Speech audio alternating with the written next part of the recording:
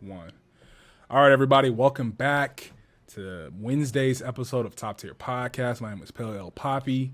Today is September 14th, 2022, man. We got a bunch of topics to give you today, man. It's a lot of sad. I'm telling you, man, this last week and change has been really sad. It's probably some of the saddest stuff I've seen in 2022, man. It's just crazy. It's sad. We're not going to bring you all sad stuff today. We got a lot of great, upbeat topics and more positive spin on topics we did last episode. But, it's a lot going on in the world right now. A lot going on in the world right now, man. Yes. But before we get to it, you already know how we have to do it. We're going to start off with a little bit of energy. Go ahead. Yes, sir. Episode 14 of the Top Tier Podcast. Oh, you fancy, huh? And you know how we do it. Everything here is top tier. So we gonna let a top tier nigga serenade y'all. Can I say nigga without it being censored? Is that a curse word? Is nigga a curse word? I think so. I've seen seen dudes censor it on YouTube.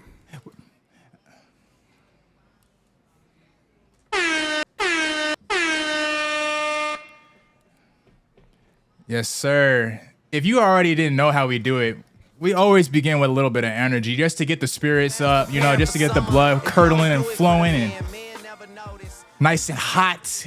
Make it hot. All right, so you already know what we're about to start with. If you've been here before, you already know on our Wednesday pods, we begin with the best show out right now. And what is that? Exactly. Oh, what is that? God, bro. They was tripping, bro. They was tripping on Twitter. The House of the Dragon. Oh, my God, dude. If you guys follow this show, you already know the Game of Thrones 4. bullshit continues. When I said first episode, this was the most Game of Thrones episode I have ever seen. We forgot one crucial portion. I think Nick called it. I think you know what it was. I said balls are getting chopped off. Dudes are already planning on people's downfalls. People talking about political marriages, everything you think of Game of Thrones was in that episode except one crucial component. And it was like, I hope you didn't forget. Now, what was it, Nick? The one crucial incest. Yeah, that's brother. Literally. That was because I'm not a major key. I wasn't thinking about it. I was just like, but this episode, man, I was hoping Nick was calling it, right? For those who watch, Rhaenyra is the main character, and she was getting it on with her uncle. And the whole episode, spoiler alert, I should have. But you already know what it is. You already know what it is. You already know what it is. But the thing about it was whole episode, Uncle came back from the war. He took Rhaenyra out on a night on the town. They're not supposed to leave the castle. And Nick's like, oh, he's giving vibes. He's giving incest vibes. I was like, bro. And I wasn't thinking and going in, I forgot, I watched a video about how incestuous the Targaryens are. So I was like, it wasn't even my mind. I was like, nah. I was like, He was like, bro, look how he's looking at her. I was like, he was looking at her, bro, up and down. Up and down. He was looking at her up and down. Maybe I wasn't seeing it. I was like, that's Unk. Come on now, that's Unk. That's Unk. But we forget, how many people have stories of predatory uncles. Yeah. I remember, that's not on my brain. I wasn't even thinking about that. Then it happened. I was just like, oh, my fucking God. And it was a good episode, but I was just like, now I got to feel creepy the whole episode. Now just, don't watch that with family. You know what I mean? I was watching it with LaChosen. Nothing is out of bounds in Game of Thrones. If they have taught us anything, nothing is out of bounds. They will cut your dick off. They will fuck your sister. They will do literally in everything, bro. The only reason why I noticed it, and I have a theory to reveal here, breaking news, exclusive for the Top Tier Podcast. I have a theory to provide you guys for this episode that I came up with. But the only reason why I was able to key in on it is because, number one, Daemon wants the throne. And what's the quick? Yeah. He already feels like he has the birthright to the throne. So what's the easiest way to get his claim to stake it as the best? Without having to kill anybody really is to get with Rhaenyra. Yeah, because he's not going to kill his brother. I genuinely believe that even though we theorized it, but I genuinely believe that he cares for his brother.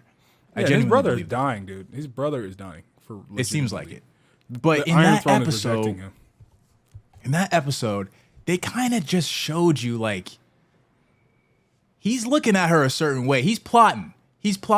And the one time I noticed it was after he came back to Viserys, and Viserys like, you know, embraced him, and they went out to whatever that corridor was, and they were just talking shit, right?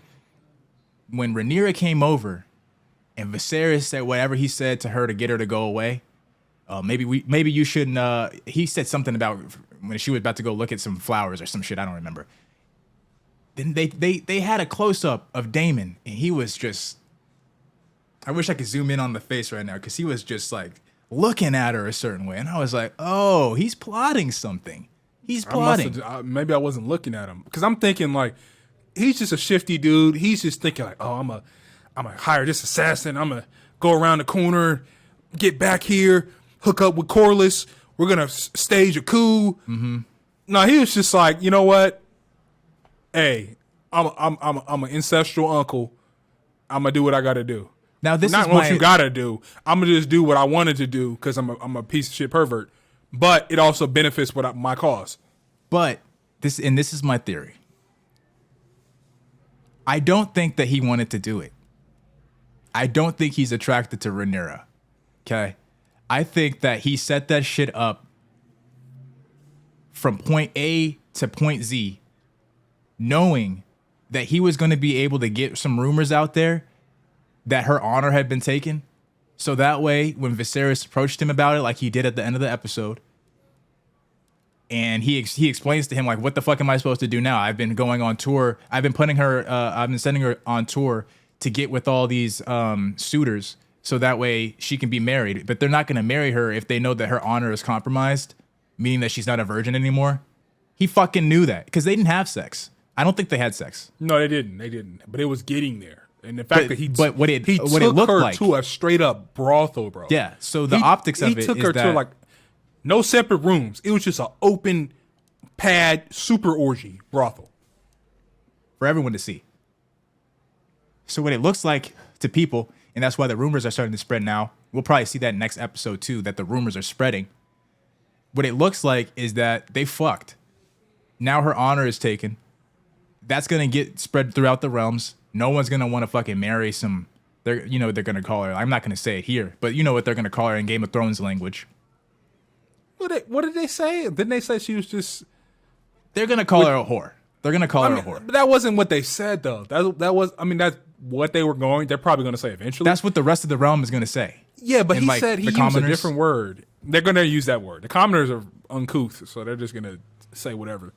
The same talk that we heard them talk about Cersei and Jaime, value or something like that. Yeah, that her honor, I think, is what they said. Her honor is compromised. Like that, yeah. And what I'm saying is, I think that he set that shit up knowing that, because if you remember, he didn't like the fact that she was into it. That's what made him leave. He didn't like that. I think that he wanted to control that situation in a certain way to where he basically was able to manipulate her to do his bidding. But when he saw that she was into it, then it was like, oh fuck, like this is not what I planned. He knew that he wanted to get it to a point where it was like, it looks like the optics of it is that they fucked, so that way word can spread. And then when Viserys approaches him, then it can be like, oh well, what am I supposed to do now? Everybody in the 9 realms knows that her honor is taken. Oh, and then he tries to make it like pitiful, right? He tries to like assert some type of pity. Well, I'll marry her. Fine, I'll do it. Yeah. So that way he can get closer to the throne. I think that's what's going to happen anyway. Because he ended up with the woman from the brothel. Mm-hmm. I think that was all plotted.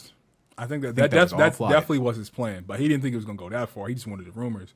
And then we had that whole situation with his hand, he had goons watching her 24/7 because he wants his daughter. He wants his line to have an Iron Throne claim, right? But these guys the difference is these guys are thinking way ahead. He's not thinking for himself. He's thinking generations ahead of my family. I want them on top. It's not about me.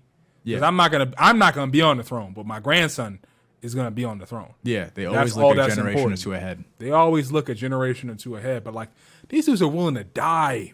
You know, maybe that's the difference in mentality because you see other groups and cultures. They think They're thinking way ahead. You know what I mean? Like they're thinking like 10 years, 10 generations now, we should be in charge of what goes on the planet.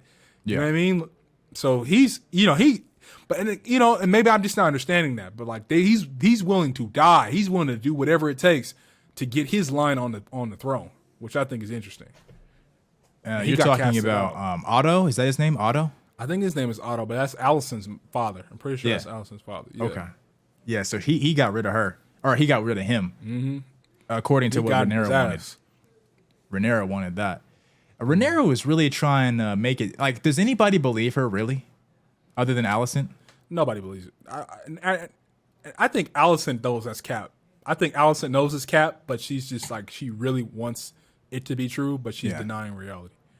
Everybody knows that happened. Yeah. So what the insider rumors are saying, and I don't know if it's a rumor because it's probably already confirmed. I don't know if you've seen this as well. There's a book series too, so they got it's all out there.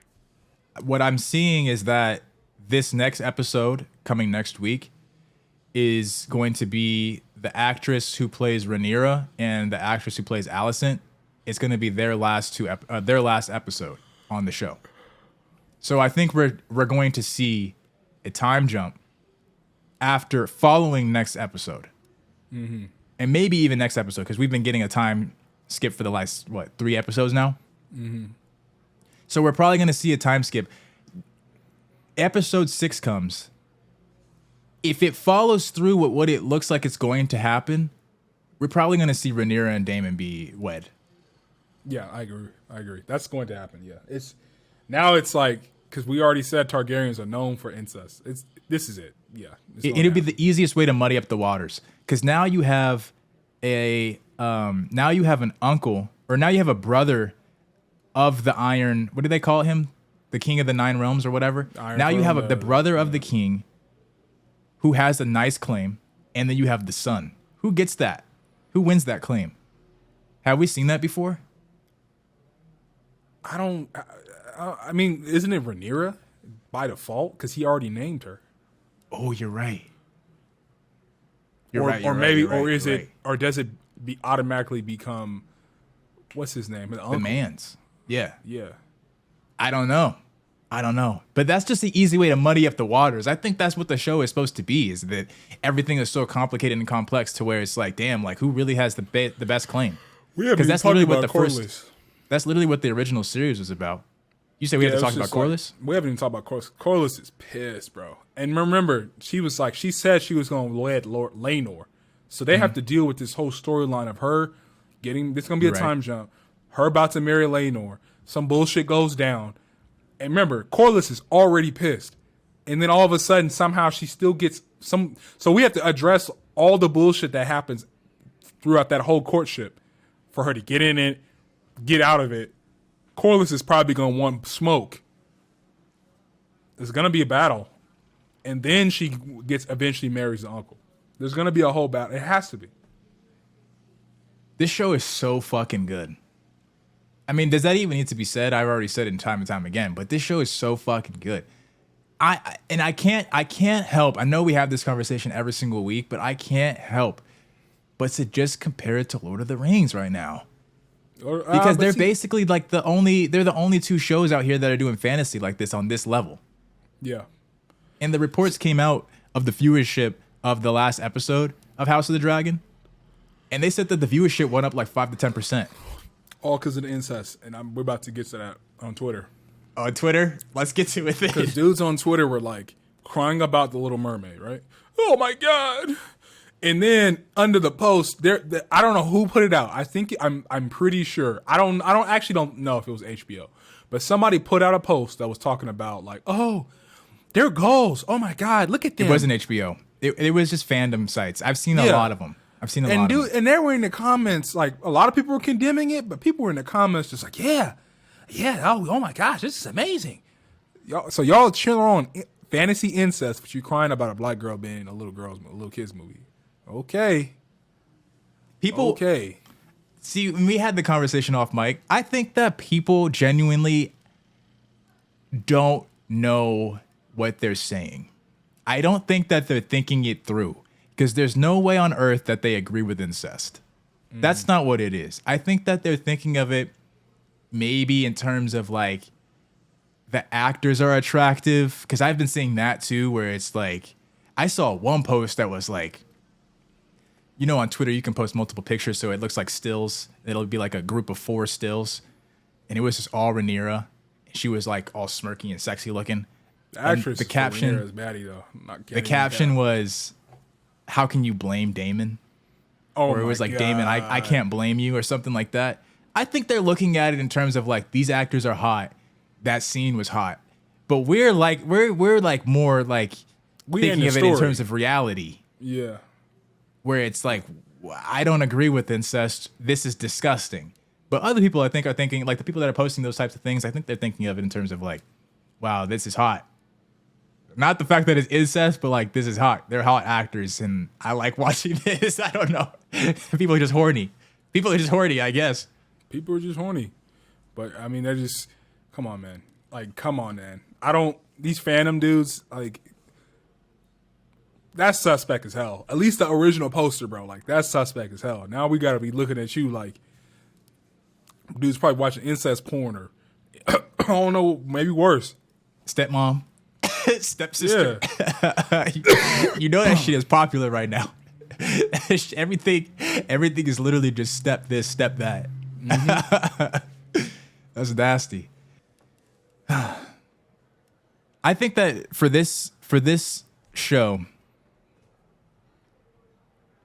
it's just kind of like miraculous to me that it was able to deliver in the way that it's been delivering. I know. Must be different writers. Must be a whole new team that kind of like they understand the formula. It is different writers, but I don't think that's what it is. You know, because we even today when we were talking with JP, he was talking about how at Lord of the Rings it doesn't compare. Like, be careful because your feelings are gonna get upset in the last season finale, like you did with Game of Thrones. And I think that the biggest difference is that they have all the source material already ready. All the source material. It's literally a prequel. We're not expecting a huge, long-running story. Game of Thrones didn't get bad until the source material started to run out. Exactly. I don't think they're going to have that problem. The source material is already there. Everything is already written. Everything's already been decided. And I haven't necessarily looked at what the opinions of people that have read the books are, but I think they're satisfied. I think they were satisfied with Game of Thrones, too. I don't think that Game of Thrones, the show, strays too far from the original material. No, it does I think that they do a pretty good job of interpreting it. Yeah, I think, dude, it's going to be fine. My thing is, like, I think it makes sense, but I don't think it's fair to compare Game of Thrones to Lord of the Rings, because Game of Thrones is, like, very grimdark. It's very, like, gritty and violent and sad and dark. Lord of the Rings feels like it's more hopeful. It's more like traditional fantasy, like, oh, Lord of the Rings was rated R. I mean, yeah, like it has dark elements, but it's literally about like a little magical hobbit with a magical ring traveling around. It's more, I feel like it's much more hope. Lord of the Rings is way more hopeful and way more traditional fantasy than Game of Thrones. In my opinion. It has more elements of high fantasy, but Game of Thrones, don't forget, like, we're literally talking about a show about dragon riders. The highest fantasy in Game of Thrones is dragon riders and like magic zombies. That is it. Which is pretty fantasy, bro. That's pretty that's Lord more of the fantasy Rings than Star has Wars. all that and more. Has all that and like 5, 6, 5, 10, 15, 20 more things in it that make it high fantasy. Game of Thrones has 3 of those elements. Lord of the Rings has everything else. Well, I mean, you would think of high Lord fantasy. Of the Rings. Game of Thrones has magic. You know, they have giants in Game of Thrones. Magic is not to the same level, and they got giants where in Game of Thrones? They have giants where in Game of Thrones they have giants. You don't remember? They had giants in Game of Thrones. The remember Hodor at the wall when they were fighting at the wall? Oh, they do have the people giants. in the north had giants. They do have giants. That's true. Yeah, that's true. They have magic and shit. You know what I mean? Like they have their own spells and shit that they can do. But it's not as prevalent as. I'm not saying it doesn't discount it, but it's not as prevalent as you see. Yeah, it's not on the level. Lord of the Rings is dripping in high fantasy. Game of Thrones is just like, which in my opinion, like you like, hey, give me some high fantasy, nigga, damn, and they give you a little chicken nugget. But most of the time, we're focused on no more grounded politics and the backstabbing. We're not really focused on which high I fantasy. think to me is more because that's where it takes place. It almost feels like that could be real in actual Earth. Right. I think that's why it's more inviting to me than Lord of the Rings. Lord of the Rings just feels like it's too fantasy. And maybe that's just my opinion. Dripping in sauce, which is fantasy. Because I don't know anybody. Is like an ashy Negro. like, you know what I mean? Like, you might find some moisture, natural moisture, but it's just dry, raw, just realism. More realism. I'm not saying complete realism, but it's more realism. I don't know anybody currently who is a fan of both. Yeah, I don't know anybody. Everybody, but the thing is, most people I know are so mad at Game of Thrones they refuse to watch House of Dragons. Well, that's on them because they missing out on all the sauce, bro. And they missing out on a lot of goodness. They don't like Lord of the Rings either. People I've talked to said they think, it's boring, it's all right, it's cool, but I probably won't finish it. That's all I've been hearing. I think that and that's an interesting topic too. Is like I think that the Game of Thrones versus Lord of the Rings, because they're starting to take place at the same exact time, not in terms of their individual stories, but they're coming out week by week at the same exact time. I think that it's becoming a little bit of a Star Trek versus Star Wars type thing. Mm-hmm. It's like the Trekkies versus, I don't know what you call the Star Wars fans, but it's Trekkies versus Star Wars fans. The Tolkiens versus the Martins, I guess. I don't know. And who's going to win that battle?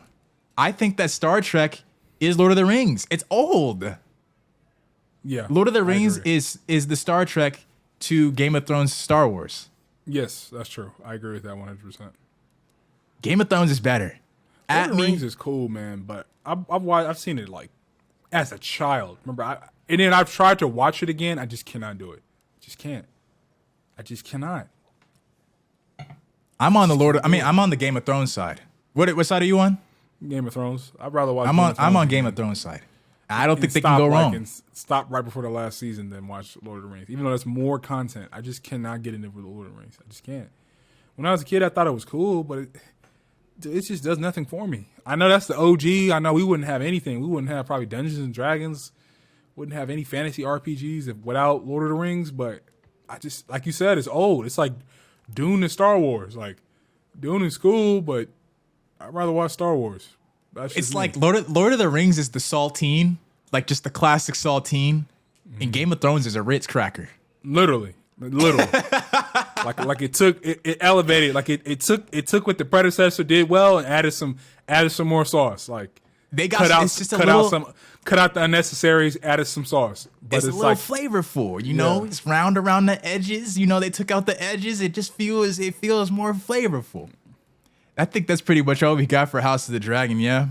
Yeah, that's about it. I think we covered it. Okay, well, let's move into a little bit of positivity. Let's keep it on a positive tip because you had a great topic to talk about. Last episode, we talked about, all of the hate mail that the Little Mermaid trailer got and what's been going on with the racist conversations behind that, which was just really deep and sour and bitter.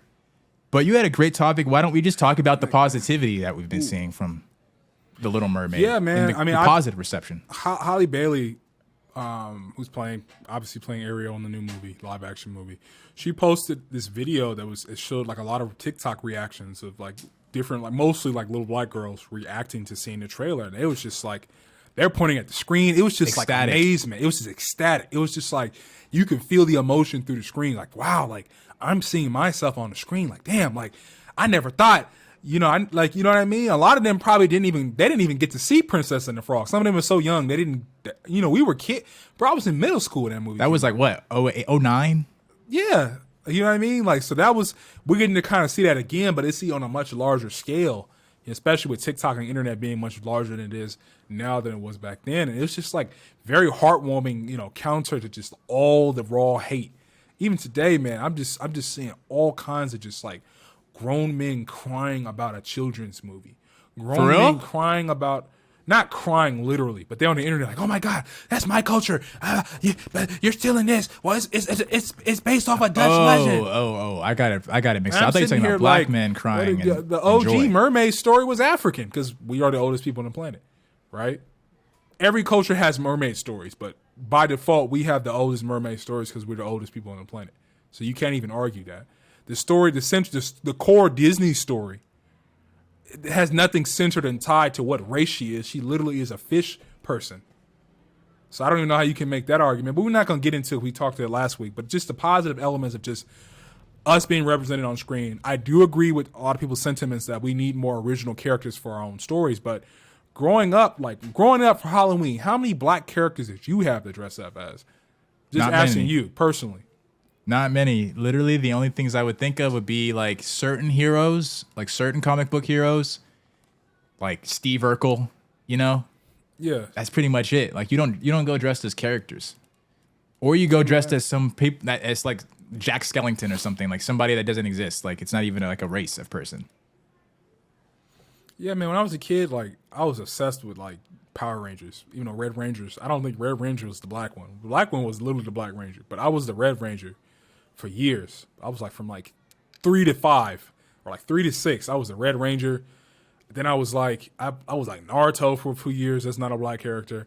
And then I was a soldier for a couple of years. And then I stopped dressing up. But I didn't have shit, like, there was nobody I can really dress up as that represented me. Now you're going to see a whole new generation. It's like, oh, I can dress up as Ariel. I can be You know what I mean? Ariel now. Yeah.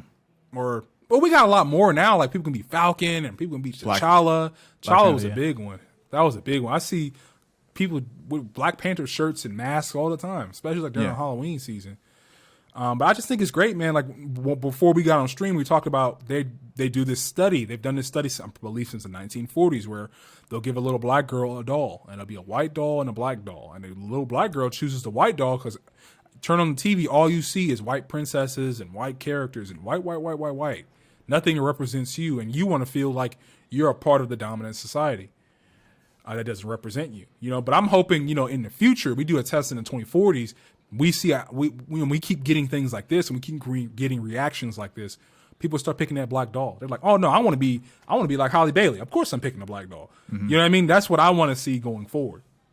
And to that point that you just made about like it is important to get more original content surrounding black characters. That is the point that holds a lot of precedent. But I think that it's important that we are taking the steps. This is just like the step one, basically, of getting the representation there. Because it's almost like, remember when they started making the black Barbies? Mm-hmm. Like, that's an important step. That's an important step. You have to start somewhere.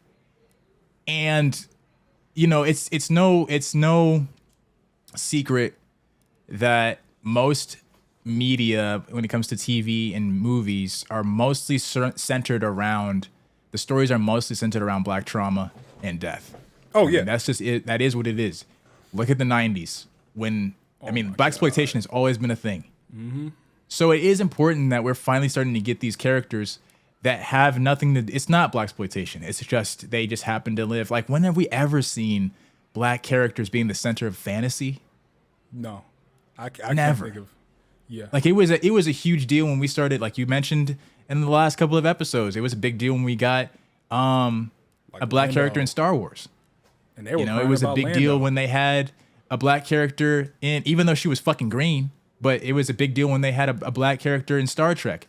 That was a big thing. That was controversial at the time, even though she was fucking green. Oh my god, that's before Lando. Yeah. Was she green? I don't think she was a green alien, dude. I thought she was a green alien. Bro, no, there's a, and she died recently. There's a black woman who played in Star Trek, and like, I don't know if it was the earliest one, but it was definitely pre-1970s. And when he kissed her, she was not green. I swear to God, I'm gonna look it up right now. Captain Kirk kissed her. It was a big deal. Oh yeah, they were probably crying about that. Because the thing is, like, and they were forward thinking. Why would, in the year 4000, we still got white supremacy and ridiculous racism, and we're interacting with all these different alien civilizations? Galaxies in fact, beyond. We're going out and meeting indigenous groups to alien planets. But you mean to tell me you still, those blacks? It doesn't make any. It literally logically makes no sense if you're trying to build a believable futuristic universe. It logically makes no sense that people are still racist. And you're dealing with all these different alien groups. They never want to set those two apart. It always they can never have any type of resolve where it's just we overcome the racism between white and black. It never gets to that in their minds and in racist minds for some reason. But I think it's extremely important, and I love to see the black joy surrounding it, bro. This is going to be an entire, especially because of the vitriol that we've gotten, and you said it yourself, like you're gonna go watch it just as like a fuck you. Yeah, I'm not going to open at night though, because I'll bet you a bunch of racists are gonna go hate watch it. So I'm gonna be in the comments, and these dudes gonna be. As soon as something slips out, N-word or something slips out, I'm gonna have to check them, bro. That's why I'm not going. Black people, I think, are gonna get behind this just as we did with Black Panther, even if it isn't a good movie. Because I'll go as far as to say that Black Panther's not that good of a movie as we made it seem like it was, as the dollar sign would say. And you know what? That movie was problematic, man. We can make that do a little side tangent on that. I think that movie was actually very problematic because of the CIA involvement. It was very nationalist, you know, in the sense that it was in the sense that like the Black American was the villain. The Black American who was like, hey, we need to defeat white supremacy. Was he the villain? I mean, I don't think he's the villain. He's actually the hero of the movie, Killmonger. Killmonger is probably my favorite Marvel character. But yeah, they made the Black American who said, hey, we need to end white supremacy. We need to fight back. They have all the weapons, all the nukes, all the power. You guys have all this futuristic tech that's eons ahead of them, but you're sitting here and watching us die. That is ridiculous. And I'm on his side, right? We need to empower the community and start fighting back. And now we have the tools to actually fight. Yeah. And T'Challa was like, fuck you, cousin, die. And then we're going to open up resources to all the white people so they can keep their hegemony and help them out. That's like, come on, dude. Like, you can't tell me that's not some bullshit. And that's kind of genius on Disney's part. You cannot tell me that's not bullshit. We're going to vilify the black revolutionary, Pan-Africanist. And we're gonna glorify the guy who's like, you know what? We're gonna share our resources with the white people. We're gonna go to UN and I didn't see it like that. I saw it, but how did you see it? Well, at the end, he ends up in the hood at the end, and he's like, "Look at my cool tech." So I was thinking that meant that he's going to make that effort to reach out to Black America into the hoods of Black America. Right? But he's at the UN reaching out. He's reaching out to the world. He said, "We're going to open our borders to the world," implying there's going to be trade there. That doesn't mean that they're not going to trade their resources fairly, because a lot of African countries don't do that. They just basically give their shit away and sign all these terrible deals and these terrible unpayable loans, and they can go and take all these land and resources, right? Screwing them over. He might be smarter than that and be like, hey, I have the upper position, so I'll actually get a fair price for my resources. But he's still opening his doors to. He didn't want to open the doors and have that same kind of connection. I understand he went to the community, so he might have done both. But I still feel like the precedent there is that you should have still went with Killmonger. That doesn't necessarily mean you had to go. That didn't necessarily mean you had to go and wage war like Killmonger was trying to do. But you should at least be all across Africa building some kind of alliance. Hey, this is how we do it. Hey, we got this tech. This is how you need to. Oh yeah, they're not going to go that far. Distributing your resources. No, you know what I mean. He wasn't going to do. He didn't do that. You have the advantage. You're the most technologically advanced civilization on Earth. So all you had to do was, if you didn't want to go to war with all the white people, conquer all of Africa. If you're going to do that, make that one Wakanda, and then close the borders, or make it a superpower. But they're not. Yeah, they're not going to go that far. They very well have the ability to do that. It's not inclusive enough for them to do that. So they made the guy. We were talking about we got on Black Panther. You said that we're probably going to support the Little Mermaid movie like we pulled up for Black Panther. Oh yeah, for sure, no doubt. I think that wholeheartedly. I'm gonna show up. I'm a little terrified, but I'm a little terrified, bro, because I feel like that's like a mass shooting waiting to happen. They reacted so badly at this movie. You know, my mom was talking the other day about how she's ever since, and this is like way back in the day. We were like in elementary, middle school. This is like one of the oldest mass shootings, where white guy pulled up at a movie theater and just started emptying rounds into the crowd. He just entered I don't know if he went into the normal way, if he went into like emergency exit, but he came in and just started gunning people down. This is the one I feel like it could happen again. I'm not trying to speak into existence. I'm knocking on wood. I hope it doesn't happen. But the way these dudes were acting was like even worse than usual. Like these dudes be crying about, oh, this is woke. These guys was like, Little Mermaid? What? And they just start going ape shit. Like, bro, this weekend with the queen dying, people are like, oh, she deserved it. They fighting back hard. Then the Little Mermaid trailer dropped. They're already hot, and it just went crazy. So I don't know, man. These guys they are so pissed about this children's movie. This movie for little girls. They're so triggered. 50-some-year-old little racist bastards crying about it. I don't get it, but okay. Yeah. Do we move into another deep topic? Let's switch it up. Let's do a little lighter because we could do PnB, and that's a really sad topic. And It's a little dark. It's a little dark. I feel like we should just get it out the way though, and then we can get off of it. Let's just get it out of the way.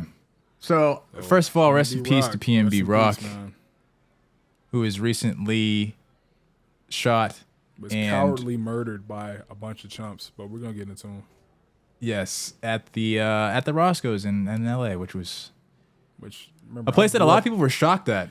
Grew up there, man. I went there. I went to that place with my family at least 50 times. Maybe not 50, probably about 30 times in my life. I've been there. It's like what a place to go. That's in the hood. Was it on the inside? I didn't read too much into the report of it. They went in. There's a recording of them they went in the Roscoe's. I saw the video because he was bleeding out on the ground in the Roscoe's. They pulled up in the Roscoe's. They had the gun on him. He's handing over the chain, and they just blast him. So the conversation that has been prevailing in the wake of his death is that his girlfriend, while they were at the Roscoe's, posted to her story a picture of their location. You know, everybody obviously knows that you can put your location, you can pin your location on posts on Instagram and Twitter and whatever. And a lot of people were almost blaming her for his death. Yeah, dude, they've been like, she probably has just deleted her social media, and I don't blame her. I would do the same thing because they are like laying into her. These people on the internet they're so mad at her. They're not even focused on these low life goons who attacked this man. They're not even focused on these guys. They're literally just like, they're either saying it's a setup. They're just saying like, how could you be so dumb? And listen, I agree it was stupid because in LA it happens all the time. A rapper somehow, there's just a clique of low life bums, hating bums, who just say, oh that dude, we gonna go run a lick and take his chain, and you get clout for a day and then go to jail. Because they're gonna get him. They're going to jail. Yeah. Right? But my whole thing is like, you should know better. You should, and maybe it was a mistake, and she's probably gonna regret that the rest of her life. But like, leave her alone, man. Just let it. Like, I'm not saying let it go, but like, I'm sure if it wasn't a setup, which I don't believe it is, I'm sure she's gonna remember this. She's gonna feel bad about this for the rest of her life. I think it's the way that people, and it's not the way to go about it, but I think it's just the way that people are. What is that word? When you're dealing with the trauma. They're like, I don't know. I can't think of the word. Coping. I think that's the way that people are trying to cope with the situation because it's so reminiscent of a situation like Pop Smoke, where the address gets leaked and all of a sudden it ends up in death in a gruesome way. But that's no excuse to, I mean, I've seen like absolute like hate, like vitriol, like just disgusting, nasty hate coming from someone like Kodak Black. Like what he said, I'm not going to repeat Kodak, it, but like, I hate Kodak. I'm sure that there's thousands of people that are saying the same sentiments to her, adding her and shit. Like people with voice, like Kodak Black has a voice. Like, damn, nigga. I mean, we already know that nigga is stupid and ignorant, but like, see, that's the reason why he doesn't go to jail. He's like the stupidest Negro you can imagine. So they just paraded him around like this is a black man. We talked about this before though, but I have to reiterate it every time he comes up. I'm sure there's numerous other people that saw that and just thought it was like open season for them to just start saying the same type of shit to her. But I think that, you know, in response to what their conspiracy theory is, if you even want to call it that, it's just ignorant to me. in terms of it being a setup or in terms of it being her fault. I don't think, and I saw Cardi B say the same shit. I don't think that if the people that were going after him, first of all, if there's one person that's going after him that does, like, there's several. That's the first thing. So if it was gonna happen, I don't want to say it that way, but the odds of it happening on another occasion, or at least being attempted on another occasion, they're there. At least the odds are there. There's a possibility that will happen again. But for people to think that these people were actually genuinely like checking her Instagram story, just waiting for an opportunity for a leak of an address to find PnB Rock, is a little fishy. See, that's the reason why I'm like, I don't believe it, but it's almost like she told him, like, hey, like if you want to believe that, you have your tinfoil kufi on and you want to believe it, that was like, she told the dudes, like, hey, check this story. When I watch my page, when I post it, I'm going to geotag it and then pull up. But that seems kind of stupid, because you would think she would just tell him. You would think they would have had a phone conversation. I highly doubt our phone calls are being monitored. So if she has the people's numbers, she'd be like, hey man, we're going to be at the Roscoe's on Tuesday. Pull up. I don't know give if me a cut of the checking money. Her Instagram story just to be finding a location on that. That doesn't make any sense to me. It doesn't make any sense that for it to be a setup. I feel like it would be a little bit of a different situation for it to be a setup. No one's checking her story like that. However, you did have another side of this story, another side of the conversation to have about. Yeah. What were you saying? Because I had a couple. We talked about it beforehand, but what was it? Can you preface it? Because I had a couple I want to talk about. In terms of the fact that, and I'm not going to use the term that a lot of the media, mainstream media, tries to use when it comes to these types of situations, but in terms of black people finding easy targets against other black people. Yeah, this is my thing, right? You see, we had a conversation with a friend who's not black, and there's nothing wrong with that. I'm not saying anything wrong. I'm saying the perspective, but his perspective was this gang related? Whenever it's a rapper, because these guys are always running their mouth about drill music and gangs and whatever, right? But most of these guys are not doing that. Most of these guys are just the artistry. It's an act. It's just the artistry, right? So the assumption is, he was in drugs and gangs. They went and got him, right? But I feel like a lot of this is, for one, all this jewelry. I don't know how much it was worth, but it's definitely enough for some dusty low-life bum who hasn't, to go pull off an easy lick, right? So I agree with that. I'm not saying that that's not one of the biggest reasons why this happened, but I feel like a lot of this is, we're not going to sit here and act like we're in one of the most expensive states. What is it, the 6th largest economy in the world? You could go to, I'm not condoning any of this. I'm not saying any of this is cool. I'm just saying logically, right? And this is someone else. I'm not going to name drop them, but this is someone else's argument, but I agree with the argument. Logically, you would think people would be going to Orange County, people would go to Calabasas, people would be going to a place where people who actually have money and wealth, a large amount of it, and probably more than what PnB Rock has on his person, in their house. You would think these things will be happening constantly. But no, they see a black rapper who talks tough in his music, and it's just a status thing. Oh, I'm going to get this dude. It just seems like low-life hating. It's like, oh, it's just an easy, I can take his chain. Now I have clout. Now I can pawn it for 1/10 of what it's worth. And it's easy because it's a black man and no one's going to care. They see him just as a rapper. No one's going to care. That's just an easy lick for me. But logically, if you were actually wanted to make more money, you would go places where the money's at. That's all I have to say about it. I just think it's corny. I think it's self-hate. I just think it's coonery. Do you think that it's almost kind of like a self-fulfilling prophecy, the fact that they talk about, and we literally just said, this is a part of the act. This is their artistry. And there's conversations surrounding that legally, where it's like, Young Thug and Gunna are in jail currently. I don't know if Gunna got let off on bail, but they're up for trial currently because of the fact of they're using their music, the raps in their music, as proof, almost like it's witness account, almost like this is white supremacy railroading, using RICO laws to just arrest the whole label.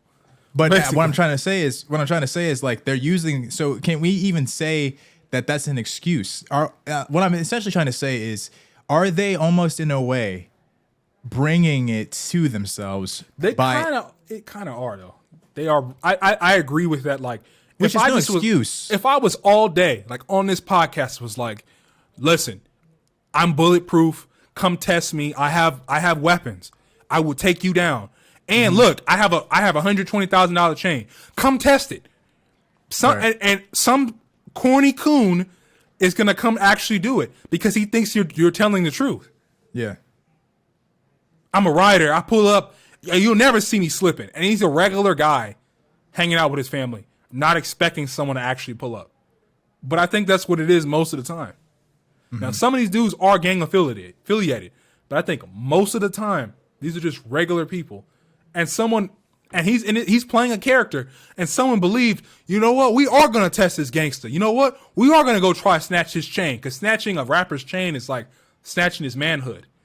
So they're thinking an easy lick mixed with testing someone's gangster, mixed with snatching somebody's balls off, basically. And they will go do it. And no one's going to care because they're black. So they will actually go try it.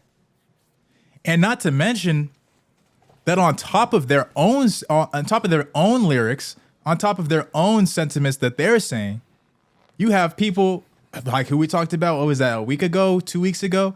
Like some of these media channels like a Adam 22 or like a Vlad TV. Oh my God. Where they're going on there, and I'm not sure about PnB Rock specifically, but you got other dudes who are going on there and being asked questions, and they're answering it honestly and earnestly as if like, oh yeah, like I'm part of, oh yeah, like I'm street, like yeah, I'm gang, and inviting this to themselves even more so.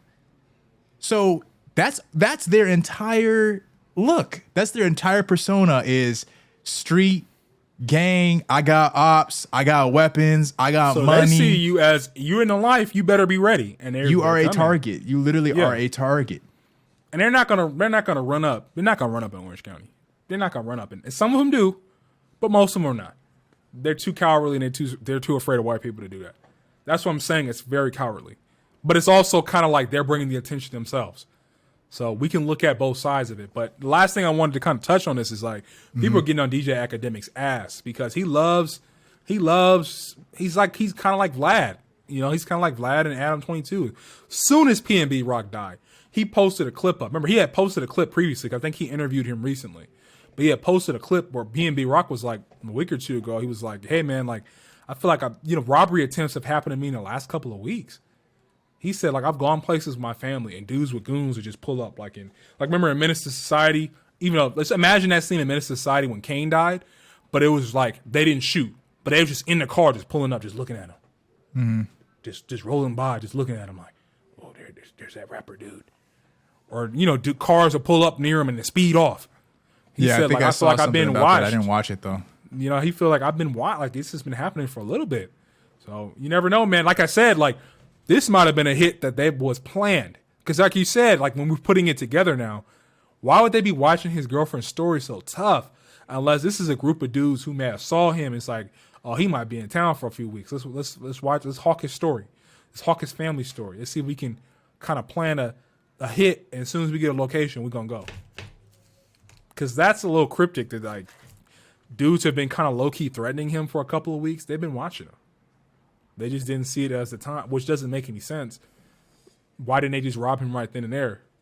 But I don't know. Yeah, it's a vulgar and nasty story. It sucks that we have to have these conversations, bro. I feel like within the last, ever since, this shit has been happening in hip-hop since the 90s, but, I feel like ever since, Pop Smoke's death, the even, lesser-known acts are just starting to just get, it's all coming to them, and it's ending up in a lot of death, and it's just very, very sad and unfortunate.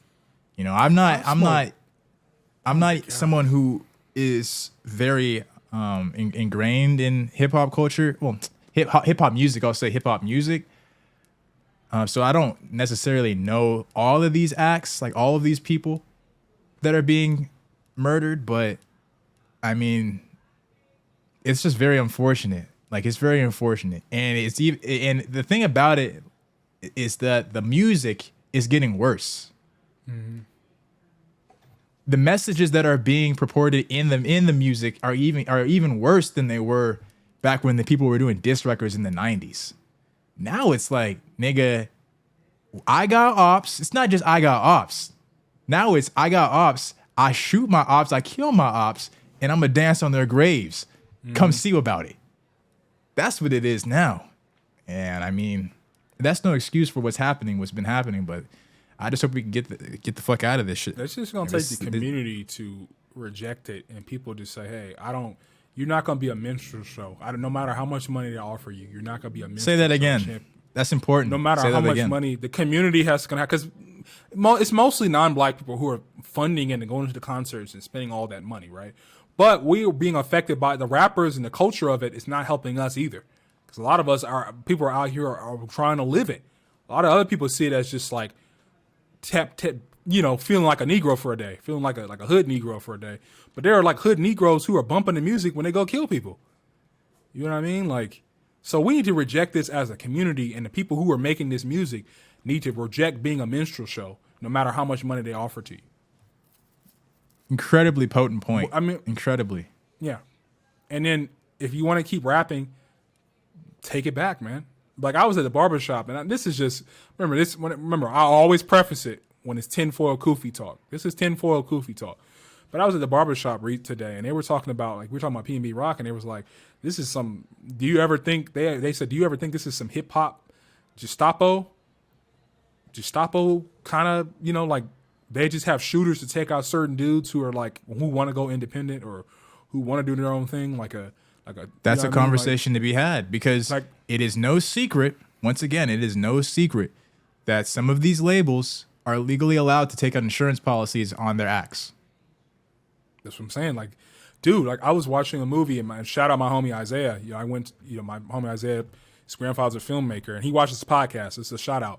And his grandfather has a movie called Passing Through, and the movie largely deals with jazz artists in the 70s being taken advantage of by these criminal music labels. And they wanted to go independent and start their own label, and they started, the music label started killing them off one by one.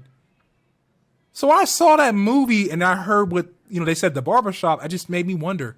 I know this is a movie, but art imitates life. You never know. They'll just go hire some low-life goons to do it who happen to be black. So we just get kept up in the confusion. No, that is like, it's sad to use the word. I might be using it irresponsibly, but that is a conspiracy that is amongst the conversation. Is that we already know the types of politics that they play. We already know the types of games that they play in order to lessen the value of certain acts. So that way they basically just, whatever monetization that you have, whatever income you have coming from the marketing that we as the label provide you, we have a way to we can dead that real quick. Oh, you have an album that you want to come? Oh, but you plan on not signing with us? Okay, we're going to hold that album for years, right? Or we're not going to let you release the music that you want to release, right? So they can stop you in that way. But in the regard of ending a life, simply because of the fact that we can take out an insurance policy against you, and they're going to get paid from this. I don't know about PnB Rock, like, again, and I don't know about specifically his situation. But I'm sure that I'm sure you can find certain types of exposés on that. So I don't want to put out any misleading information on that, but I'm sure that there are cases in which that has. Was your friend's was his movie based on like real life accounts? I believe, or is it fictionalized? I believe it's fictionalized, but okay, it could be based on stuff that was really going on at the time. And just shout out again, I have it up, but yeah, director Larry Clark. I'm just going back through, just to give a shout out. Came out in 97. Sorry, not 97, in 1977. The movie's called Passing Through. Look it up, everyone. Shout out Isaiah. He took us and his grandfather. He took us to a screening a few weeks ago. But yeah, I might have to ask him, later. But if it was based on it, but I believe it was fictional. But it felt a little too raw to just be completely fictional. It felt so raw. I believe it's real. That maybe at that time it was more obvious that the movie, because it's growing larger, but the music industry was largely owned by mobs and gangsters. But like, they probably have just gone to a new level. They're less involved in it than they were before. But taking life insurance policies out on artists starts to make you wonder, are they creating a lot of the beefs to sell more music and to further kill us off and degenerate us? Like they're profiting off our deaths even more. They're like, oh, he's getting a little uppity, dust him off, and then they get, you know what I mean? So did they get all the boosts? Because everyone's listening to the music, so they get the boost off that. They get they get the cash out life insurance policy. Like, PnB Rock already has one of his albums or one of his songs are already number one. They get two or three posthumous albums. This is sick, and I believe it. What is your stance? And we're going to get off this topic in a minute, but it opens up so many different types of conversations. What are your opinions on the posthumous albums? Like with Juice WRLD, for example, has come out with like a couple of posthumous albums. X has a few posthumous albums. Pop Smoke has several features and albums that have come out following his death. What's your thoughts on that? I think it depends. Like if the family is doing this, you know, they have the rights to the music, cool. But I think most of the time it's these evil executives who are just laughing at it. They probably are racist. They probably just like put it out, and you never know. What if they did it? And they're just getting money. They don't care. No soul. Just because it's like they're dead. Let them rest. I only want music. I hate posthumous albums. I only want music that the person who is the face of it gave the okay, whether they wrote all the songs or not. They gave the okay, and it's like, hey, I looked over it. It looks dope. Cool. Put it out. If they're not alive to do that, I don't want it. I think I'm there with you too. Yeah, unless it's like the family that. But even in those cases, sometimes it's just like, I don't know. But if it's gonna take care of them and it's gonna support their livelihood, I guess you got to be okay with it. But I don't know. Phoenix Suns owner suspended 1 year.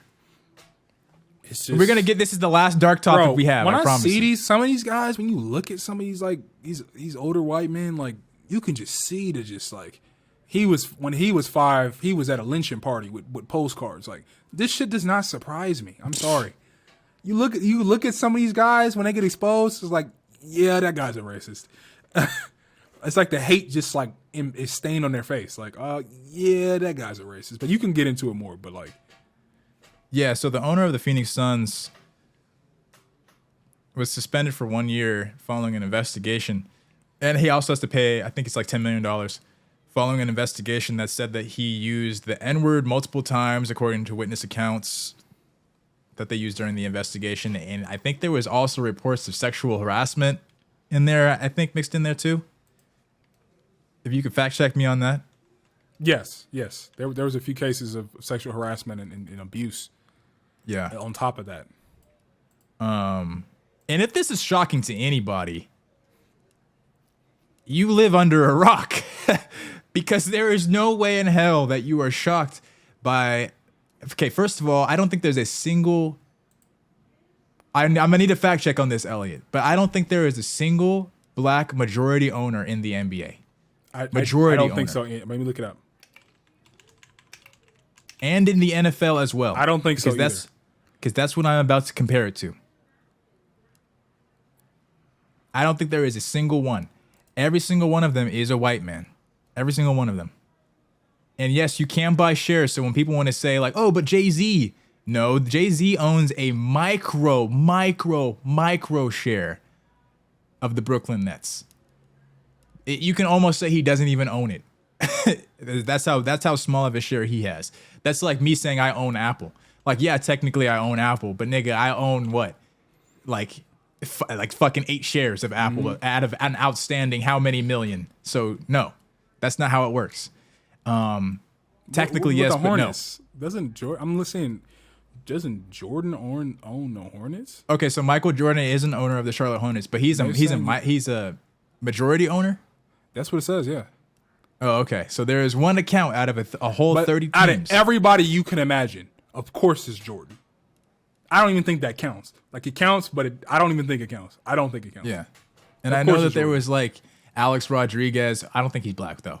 Alex Rodriguez owned. He's a brown man. He owned the Marlins or something. And I know Magic Johnson had a stake in the Dodgers at a certain point. He sold that stake, I believe. But yeah, just getting back to this conversation about the Phoenix Suns owner, find his name too, because I'm gonna put it out there. Yeah. I don't think that anybody who is shocked by this understands the slave tactics. Sarver. Robert Sarver. Yeah.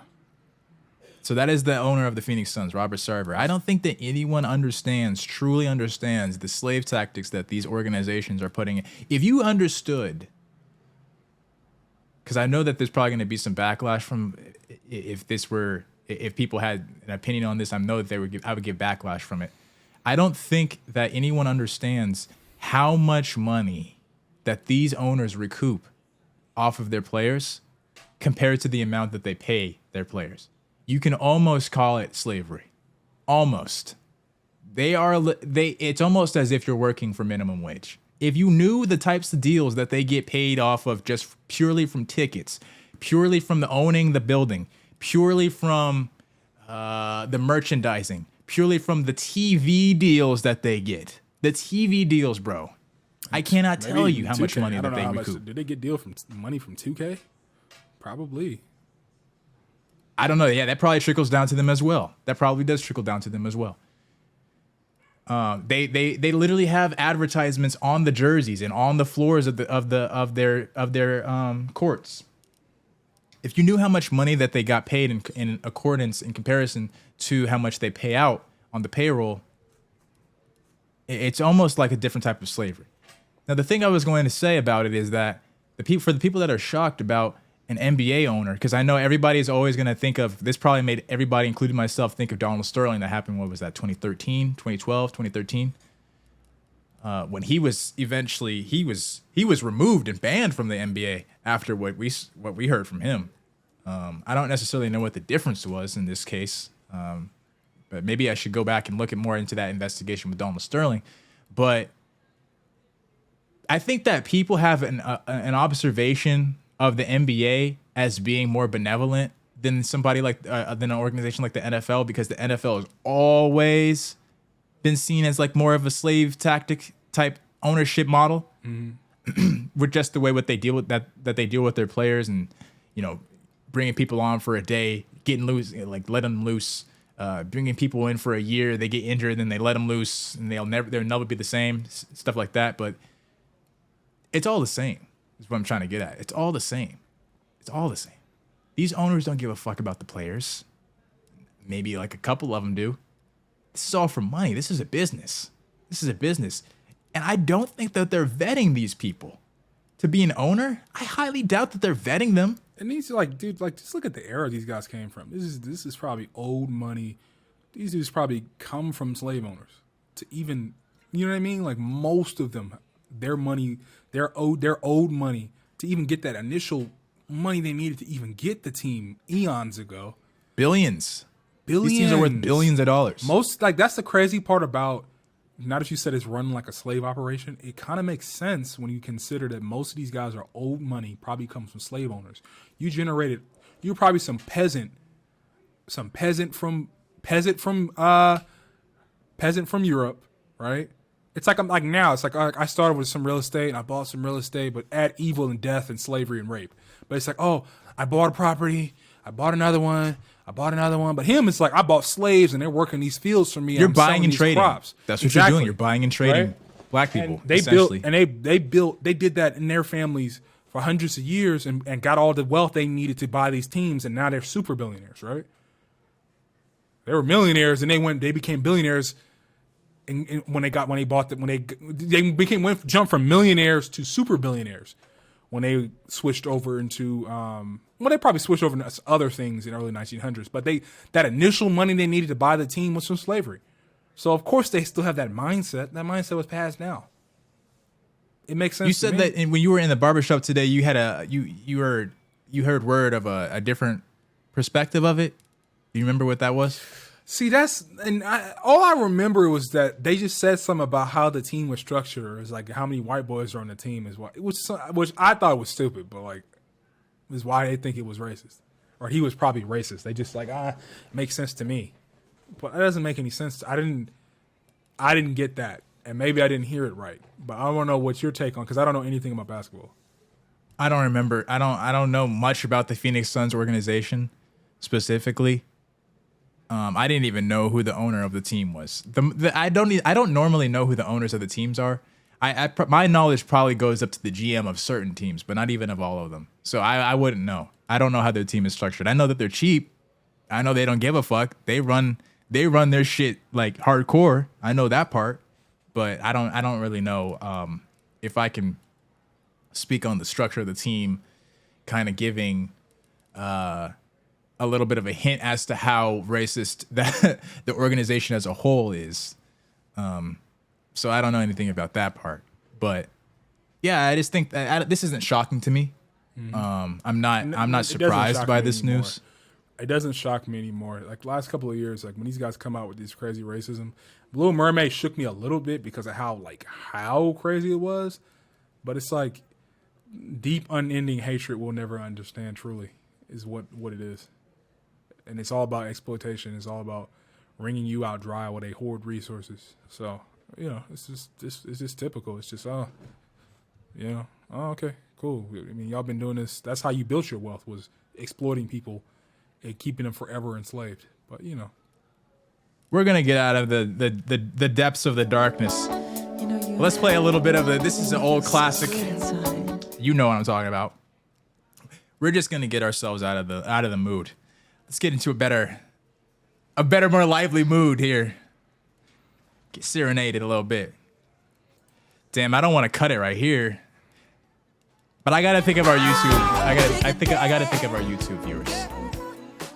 I know that you guys can't hear it, so I gotta think of our YouTube viewers. I feel bad for y'all, man. Listen to the audio podcast if you wanna hear these great tunes. I know.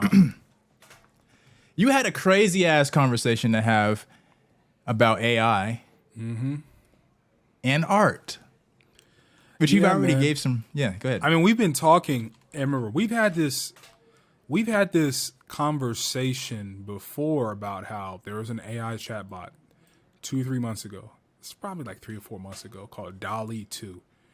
And it's like this highly advanced AI that has like all these different parameters. So you can give it like, hey, I want a picture of a girl walking down an infinite hallway and it's photorealistic, and it looks photorealistic, and it'll give you 50 different versions of it. And you can say the same thing and add made of bread, made of cake, and it will do it, and it will give you 50 different versions of it. In a couple months, the tech has like evolved like 3 or 4 more stages, and now it's like available to the public. Went from being in a lab to like evolving 3 or 4 more stages, and now it's available for the public. To the point where there was an art competition recently, and a guy won this prestigious art competition. I'm forgetting the name, and I'll look up the name. Art competition, and it was revealed that all his submissions were AI. It looked incredible. Have you seen the pictures? It looks really cool. Yeah. So all these artists work slaving away, putting their heart and soul into it. He just typed in some words and just generated a picture and won an art competition. And the artists were pissed, as they should be, because it's unfair. To the point where I heard conversations. The article I read was like conversation. It brings up conversations of the metaverse, and it brings up conversations of sci-fi taking over reality and shit like that. You see in the beginning, like we've talked before. That's why I'm trying to get my money right before it happens. 10 is probably 10 because you saw how fast the jump was from lab to weird disruptive tech fucking up art competitions. You saw how fast that jump was. So you can't tell me 10 years it's going to look like Great Depression shanty towns on steroids because no one's going to be able to get a job. Eventually, the AI is going to be so good, Amazon from top to bottom will be an AI.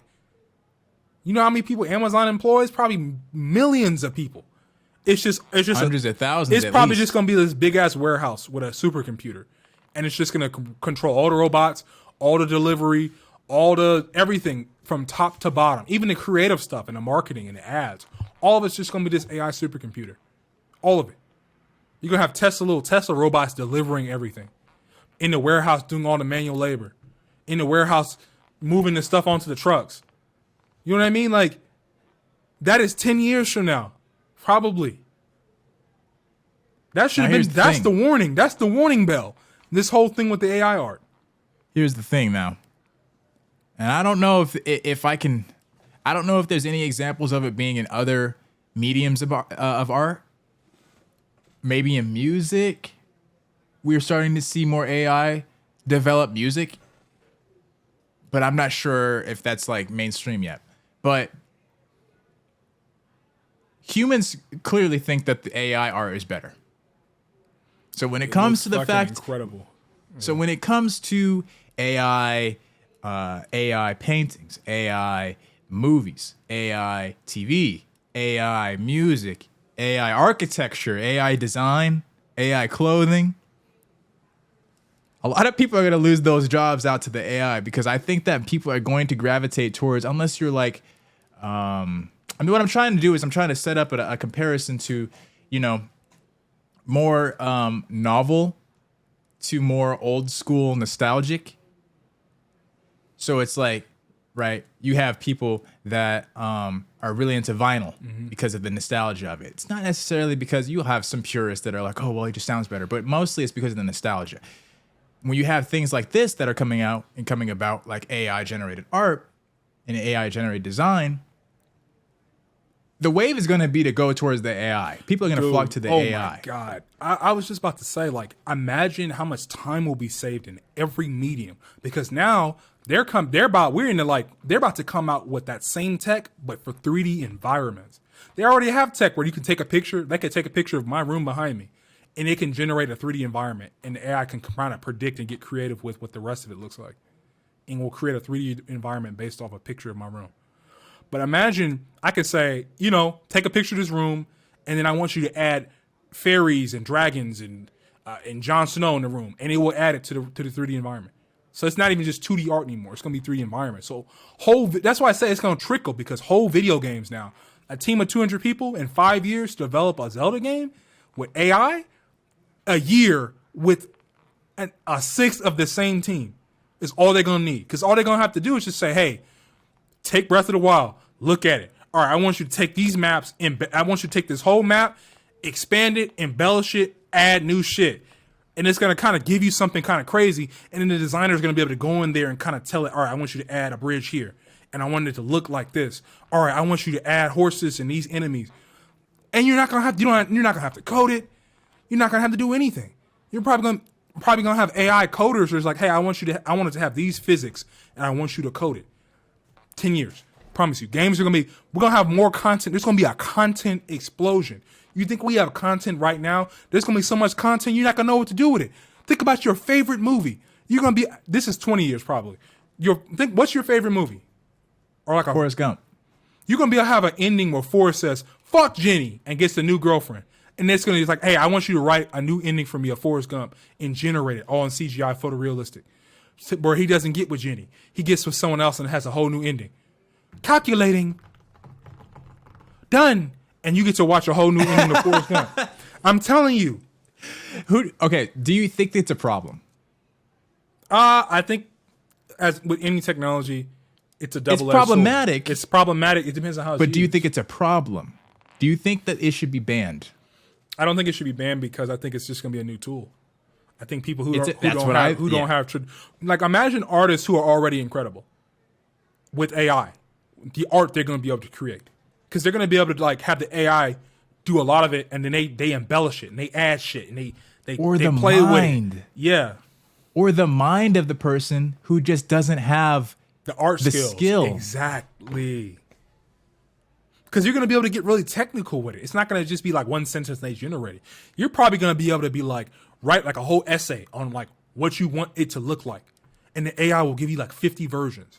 And it's like you said, it's the mind. It's the fact that you were even able to come up with the concept of it. And the AI just brings it to life. But you're the mind behind it. You're going to have there's going to be a whole new Picassos and famous artists who don't know how to paint and for a goddamn.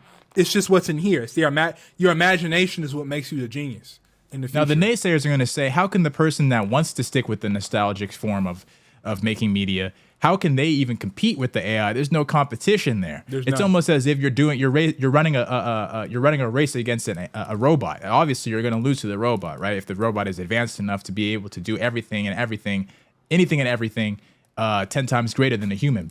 But you're going to have to move on. That's what everybody does. That's like saying, how can a person who loves doing radio compete with the person who loves doing podcasts? Like, eventually, you're gonna have to get on the wave. You're gonna start the podcast because you have to get on the wave of new technology. Now, the backlash that you're gonna get from that perspective that we just shared is there is no competition. What if I don't want to? Do they just get left in the dust, or do they have a home? Because like we just said, everybody's going to flock to the AI. I think initially, for a couple of decades, people are going to flock to it. Because there's an anime that covers this. That's literally the plot of the anime. It's called Carol and Tuesday. It's on Netflix. Thundercat actually had a song, and he had a character that was like basically a version of him in the show. Where it was like, there's a character, she's like this famous pop star, and it's all AI. She gets in this chair. She has a producer. She gets in a chair. She does a couple lines. And then she'll do a couple lines. The producer is the artist. Like he talks to the AI, he plays with it. We're trying to go for this kind of song. Boop, change her audio levels. You know, you have her lines, create the rest of them. Like now that you have her lines, you can create the rest of it. You can like fake it and have the AI like will generate her voice to a high level. This is like hundreds of years in the future. And then they'll just have a song. They'll just have her get in the chair. They'll record her likeliness. She'll do a couple things. They'll tell the AI I want this kind of song, and they'll have a song. But the main characters, they're like, we want to do it the old school way. And everyone thinks they're crazy. Everyone's like, y'all on crack if you think you're going to compete against AI. But at that point in time, people are like, we want something more authentic. I guess on some level, at that point, people can tell authentic from AI, at least to a certain degree. We'll be able to tell. Yeah, to a certain degree. They like the human error, the human... Like, what makes it really human is the raw spirit of it, and not just the AI perfection. The purists. That's what we'll call them. Like plot of at least that first season I watched. So it's very relevant. But the purists die off eventually. Just like how you can say, like, Scorsese, right? It's like, oh, Marvel is not real cinema. But to 5-year-olds, Marvel is cinema. Marvel is the cinema. Marvel is their whole world. You know what I mean? Like, so they're going to be creating movies, the new filmmakers that are 5-year-olds watching Marvel movies are not the Scorsese at the age of 70 and 80 watching Marvel movies, knowing the entire history of it and having had lived through it. No. They're going to model what they just saw, what they saw growing up, just as Scorsese did. That's an incredible conversation to be had. We can go a lot deeper into it, but I don't want to run too long now. Man, because oh my gosh, bro! Like when they start getting on video games and movies, where they're just like, give me a movie with Will Smith's likeness, put Will Smith, put Denzel. Remember, they're long dead. Put Will Smith, put Denzel, put such and such people. We have rights to their likeness, and make it an action film about such and such. And I'm sure it's not gonna be that simple, but at least to get something like kind of workable. 2050s at least. Ease. All right, we can move into our rapid fire section now. I kind of wanted to talk about the Emmys. I don't really have a lot to say about the Emmys. You didn't watch the Emmys. I barely watched. I watched a good amount of the Emmys. I missed like the first 3 awards, but award shows. We have some hate for award shows. Yeah, I don't. Not for me. I think are award shows even a thing anymore? Do they matter? I don't think they matter. I think every year they lose more and more prestige and more hold. They are hold over people. They're losing viewership as well. Like these basically rich elites. You know, they have the 100% say so on what's popping and what's deserving of such and such. We're the ultimate say on what gets recognized. Get the fuck out of here. Like, no, people don't care about that anymore. It's really the people, the will of the people decides what is Oscar worthy, what is quote unquote Oscar worthy or Emmy worthy or whatever award show, BET award worthy. It's really the will of the people. It's not some elites with an agenda trying to elevate some kind of person. It's really just what is the word on the street, which is Twitter. If the consensus is this was popping, then it was popping. That's the one that deserves the praise for this month or this period. Award shows now seem like it's becoming just people are watching it just to see what was the controversy. Didn't Oscars 2016 happen? Mm-hmm. Where they announced the wrong winner? You know, did a Kanye West walk up on stage and say some craziness? People are looking for more of the controversy than caring about the awards. Like the whole thing with Will, man. Like I still keep thinking about that. Like exactly, and that's kind of what keeps people watching. Like I guarantee you, the Oscars next year will probably have a bit of an escalation in viewership because of what happened last or a couple of years ago. Well, actually, I don't know because I don't know. Moving on from in the light of award shows, Jack Harlow was nominated for a BET Hip Hop Award for Best Lyricist, alongside the names of huge acts like Kendrick Lamar, J. Cole, Jay-Z. See, you didn't say it was Kendrick. This guy is like, they are on his nuts. That's how you know it's rigged. That's how you know this. We're elevating Jack Harlow. We want Jack Harlow to be the face of hip hop. We want a white man to be the face. And nothing wrong with that, but the black, historically black genre, I will say that. Black American specifically genre, right? But I'm like, they keep pushing Jack Harlow on us so badly. I don't care. Most people do not care about Jack Harlow. I don't know anybody who cares about Jack Harlow. Over Kendrick? Stop. That's how you know it's rigged. That's how you know it's like, all right, everybody's on board. We're pushing Jack Harlow. Music industry, I'm telling you, they're like, all right, guys, we're pushing this year. This is the year of Jack Harlow. Why do you think that they're pushing him? Because he's a money maker. They do this to everybody, though. So, like, do you think they're doing it more than others? Like, do you think there's somebody who's more deserving of his spot? Kendrick Lamar. Well, I don't care about prior success. Jack Harlow did not outperform Kendrick Lamar.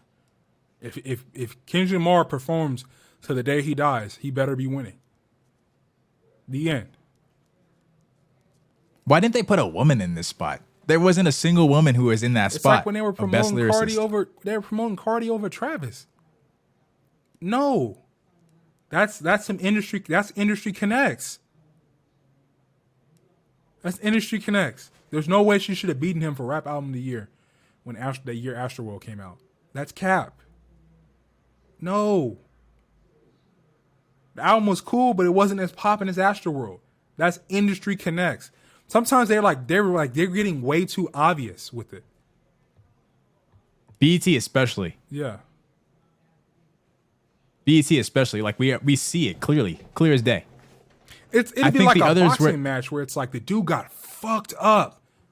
His face is swollen and fucked up, and the other guy's fine. And they announce that guy as the winner. That's how obvious it is. So the entire rollout, all the nominations were as follows: Baby Keem, Benny the Butcher, okay, whatever, Drake, J. Cole, Jack Harlow, Jay-Z, and Kendrick Lamar. Not a single woman was featured. And some of those mentions are blasphemy. I'm not going to mention who. We're already talking about one of them. Baby Keem. And of course. I'm not saying anything. Who's this other guy? That was Elliot who said that. I'm not saying anything. I don't care. He can take the flat. Because I don't care. I mean, you're not gonna tell me that Jack Harlow and Baby Keem deserve to be on that list. I'm sorry. But like we already Keem, and if you want to argue it, if only one should go, Baby Keem the gap is like it's not even on camera. Baby Keem should be on there much more than Jack Harlow. I'm sorry. I'm just shocked that they didn't put like Meg the Stallion, Doja Cat. I'm sorry, no, not Meg, bro. I'm sorry, but I just don't think Meg is popping. Like Meg is popping, but I don't think it's popping because the music is fire. That's just me.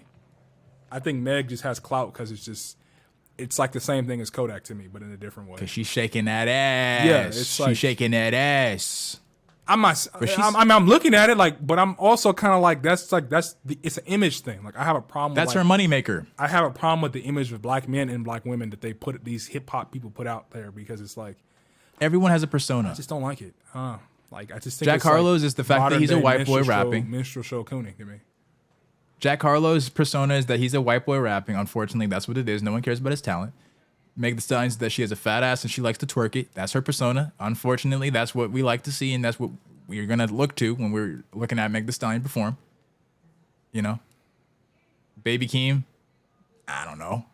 I have no clue. Cousin, ever since industry plant. Since we figured that part, then all of a sudden, he's winning Grammys now. Like literally, like that's exactly how it happened. That's straight nepotism. But hey, he put the cousin on. Like I'm not even mad at him. every other group, Do your thing, every bro. other group practices nepotism and nobody bats an Yeah, eye. If do it your was a thing, black bro. person I ain't does mad it, at all you. of a sudden it's just like it's unfair and cheating. But you know, As Tupac said, I ain't mad at you. Do your thing, bro. Moving on. New music. We didn't get to touch on it last week, so I wanted to make sure I touched on it today. that new Santi Go, that's what I've been listening to yesterday. I thought it was great. Go for it. How was it? Give a review. I mean, it was just like it's what I expect from Santi Go. It's like alternative, really experimental. She established the game. There would be no. I really don't think there would be, even if they deny it. It's like we've never heard Santi Go. That's cap. Or you listen to people who's inspired by her, like you or said, you've heard a song. like Pink Panthers and like you said someone else yesterday. FKA Twigs. They without Santi Go, they come on. That's like those are her children, like musically. Like let's keep it a buck. Yeah. Even for some white girls like Lord. She wrote. That's She established the game. Like there's a lot of this, especially this for black modern, women though. like, Especially for black women, like to just do alternative that like kind of weird pop music. alternative. Yeah, exactly. Ari Lennox released an album last weekend, 12 tracks. Weekend before that gave us 5 tracks of an EP. I think 1 or 2 of those were featured on that album. Didn't like it. I found 2 songs, 3 songs, maybe, that were good songs. Ari Lennox hasn't released an album, I think, since 2018 or 2019 was the last time she released an album. And she gives us 12 tracks, 7. Okay, I'll include all 5 of the EP, so 17 tracks. She had a post that featured like a whiteboard full of like 70 tracks. I think it was like 70 or 80 tracks. And granted, like half of those are probably like demos and unfinished shit, whatever. Why didn't you just release the whole thing? Just give us everything. 80 tracks. So you wanted the Chris Brown release. Give us everything. You wanted the 4 or 5 disc vinyl. If you have it, you have it. Give us it. Give us it. Give us it. Nobody Sounds weird. Nobody would it. finish the album. I'm looking for it though. That's the thing, is I'm looking for it. She probably. I want to find the good music. She should just probably drop it like every 6 months. Drop another 12 tracks, or another something like that. Why? I just don't know why you wouldn't just give us everything. I don't know why you wouldn't just give us everything. I wish I had something more profound to say, but she was honest about it. She was open about it. I feel like a lot of artists do that, where they have a spree where they just record music and they just have like 150 tracks on the deck, and then it's like, all right, album time, and they pick 12 tracks, and then the next, let then the they fans keep making decide. music, and they have a huge pool of music, and then they'll take another 12 out of that huge pool, and then maybe some of them are getting old, so they just don't even use them, and they're back to like 80 tracks, and they're just constantly making music, and then album time, pick 12. And, she could do something kind of like gimmicky where, the album was called Age-Sex-Location. So she could do something gimmicky and be like, okay, I have all of this music. I have 70 tracks literally of music. So what I could do is I could release the entire main album, the Age-Sex-Location, which was a mix of all of those vibes, right? And then I can give you, a couple weeks from now, I can give you Age, where it's just all thematically age songs. Then the next time I can give you Sex. The next time I can give you Location. If she wants to get creative with it, she could do that. It's open for her to do that. I don't know if she's going to do that, but I mean, she has the music available to her. I just wish that artists would get a little bit more creative with, and I'm not mad at her. I was just disappointed in the album. She's given us great albums, great music. So just because she gave us one that was a little lackluster to me doesn't mean anything. I just been kind of off Ari Lennox's vibe lately. It just hasn't really been working for me. I just wanted to get a little bit of a disappointment off. Not even hate. It's not hate, just a little disappointment. It's just a little too bad that I wasn't able to enjoy a lot of the songs. But I gave her a couple. Didn't I play? I think I had a deep cut by her like a couple of weeks ago. So it wasn't all bad. Moving on. I think that's all we got for rapid fire. We got a watch list. Oh yeah, man. We can start with Legend Tears of Zelda. of the Tears of the Kingdom. Legend of Zelda, man. Nintendo did a surprise Nintendo Direct today, and we all knew Zelda was coming because it was supposed to be coming in 2023. We haven't heard any Zelda news. It's a sequel to Breath of the Wild that came out in 2017. It's called Tears of the Kingdom. You already know I'm a big Zelda fan. I've been playing Zelda since I was like 4 or 5 years old, man.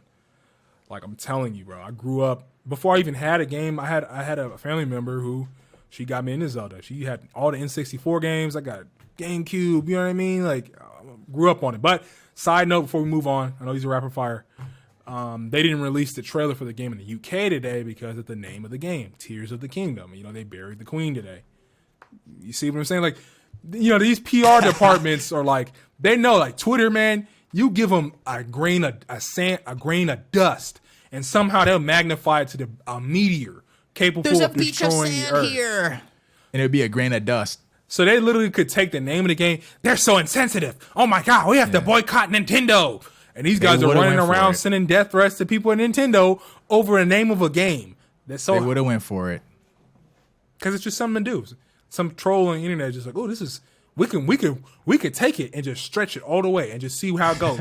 See how it catches fire. I feel like they do that. They'll like type something inflammatory, pretend to care about it, and just see how it catches fire. And see how many idiots will jump on it. There's people that do that all day. They're called trolls for a reason. It's like, it reminds me of that Castaway GIF that you said, where it's Tom Hanks and he's rubbing the stick and he's just there's niggas that do that all day, just trying to get a spark from something. So yeah, they would have went for it. They definitely would have went for it. I sent that GIF for a different reason, but never mind. Oh, I know. I know. I noticed the crop. Definitely, I noticed the crop. Yeah, I mean, it was smart on Nintendo's part. Like that was smart, and I think that the world is moving towards more of a inclusionary, more of a sensitive, and people want to get and including ourselves for some things, but people want to kind of get a little bit on, have some backlash against the sensitivities that corporations and that individuals have to maintain when it comes to certain conversations, when it comes to certain types of topics. And, most of the times it's valid. With some things, it's kind of like a little bit less valid, or you can kind of like, if it kind of feels like it's a reach. But with this, like, that makes sense. There's literally like a whole country that is dealing with the death. Like, I don't know, maybe if we're comparing it, that's like our president, I guess, right? No. In a way. I don't think aren't they just like, it's kind of like how you have like, there's like a royal family in Japan, figure. But I don't think they run anything. Well, not in terms of like government. Like, I'm not comparing government office. I'm just saying in terms of like their top figure. Like, that's when you think of England, you think of the Queen, and you think of the King, right? You don't think of Parliament. Yeah, that's true. They're not. So I guess that's kind of like their top dog. Like, so it kind of makes sense. Like, yeah, like that makes sense to me. Japanese monarchy is said to be the oldest continuous hereditary monarchy in the world.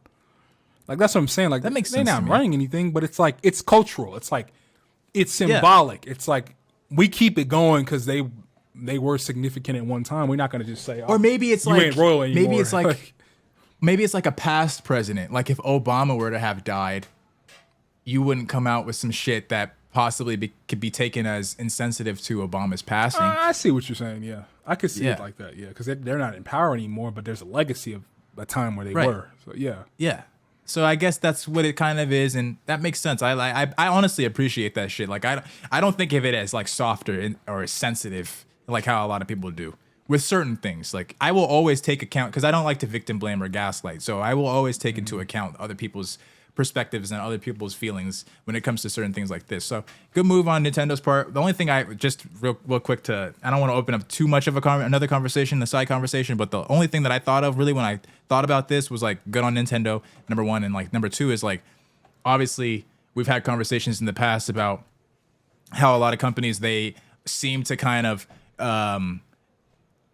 they don't really bat an eye, if that's the proper phrase. They don't really bat an eye to the types of reception that they're gonna get from mass culture and in terms of like social media and things like that, and what people have to say in terms of in the media and shit like that. When it comes to certain things, Nintendo was ahead of it, so that kind of makes you see, like, it's right there and it's apparent to you that these companies know what the fuck they're doing, and they understand they have an entire PR team that is supposed to be there in order to make sure that a company doesn't have to go through certain types of things that would fuck up the public relations. So when you see things like, we were talking about Little Mermaid for the last couple of episodes, when we see things like how Disney releases a Little Mermaid trailer and there's no sense of allyship really that's apparent beforehand, it just kind of, I don't think I'm explaining myself properly. No, Disney feels like they don't even care about. It's just money and pandering. It doesn't seem like there's any genuine need for inclusion. They just seem like, I boxed the chick off, saw how successful Black Panther was, and it's just easy, quick money. They could care less about her being black. You see the comp that I'm trying to set, though? How it's like the comparison is like Nintendo sees like, okay, this could be viewed as this type of way. So let's make sure that we state, hey, we're not going to do this for this reason. We're trying to be sensitive to this particular thing. When it comes to certain companies like a Disney, where they know that they're going to get a level of vitriol coming from a certain group of people because of a certain thing, they're not going to get ahead of it and try to stand in allyship with the group that would be disappointed or with the group that would receive the hate.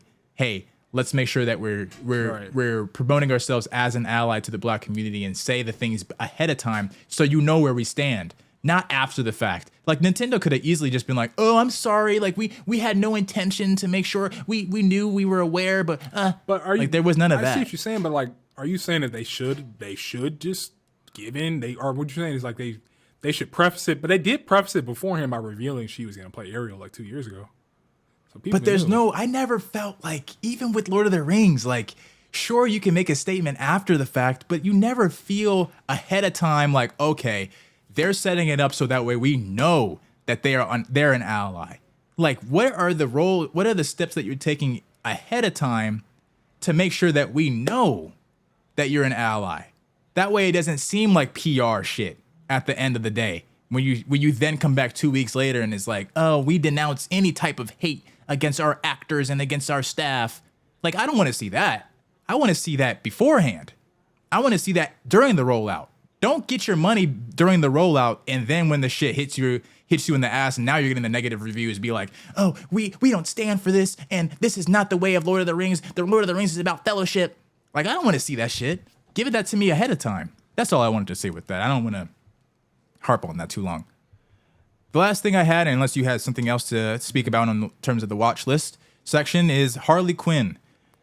Currently is going through season 3 of the animated series. Harley Quinn is a great show. It's been out for 3 seasons, like I just mentioned. And this season is the best season so far of the show. It gets better every single season. And I finally caught up to the last, I think they're at episode 9 now. I think they have maybe like a few more episodes left to go. And I mentioned it last episode, but I think that there's a niche that superhero stories are getting into.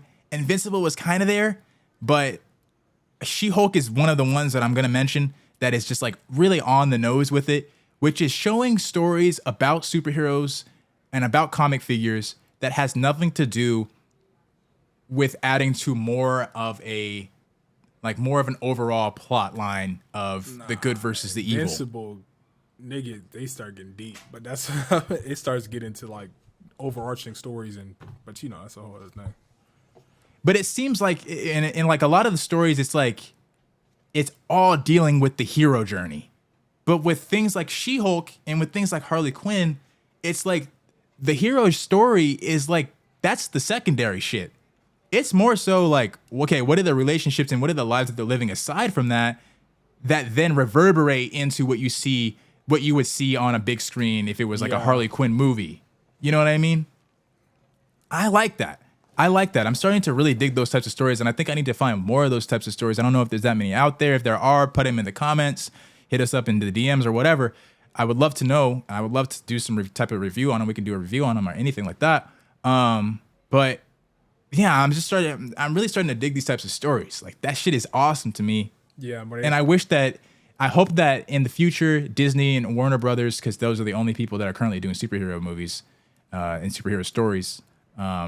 I guess Sony too, and I guess Amazon now that they have Invincible. But whatever. And the boys. I hope that they can. Yeah, Amazon. I hope that they can start diving more into that instead of dealing with just like big bad versus big good, heroes versus villains, good versus evil. Man, but the boys, the boys isn't, because it's like a gray. Like, Butcher is not a good person. Like, the main guy is not a good person. He's fighting even worse people. So they've been kind of doing it, with other people. Yeah, The Boys is along those lines. Yeah, kind of. Invincible kind of along, a little bit along those lines too. But just more comedic value. I'd like to see that, where it's just not as, like Deadpool was kind of like that too, where it's just not. It's not about like furthering the story and setting up more movies and more content. It's basically like a superhero sitcom. It's like if a superhero show took place in a sitcom. Yeah, just let me into the behind the scenes of what's going on in their lives and their day to day as if they were real people. Like, I would love to see a relationship between whoever and whoever. That's what I want to see. I don't always want to see.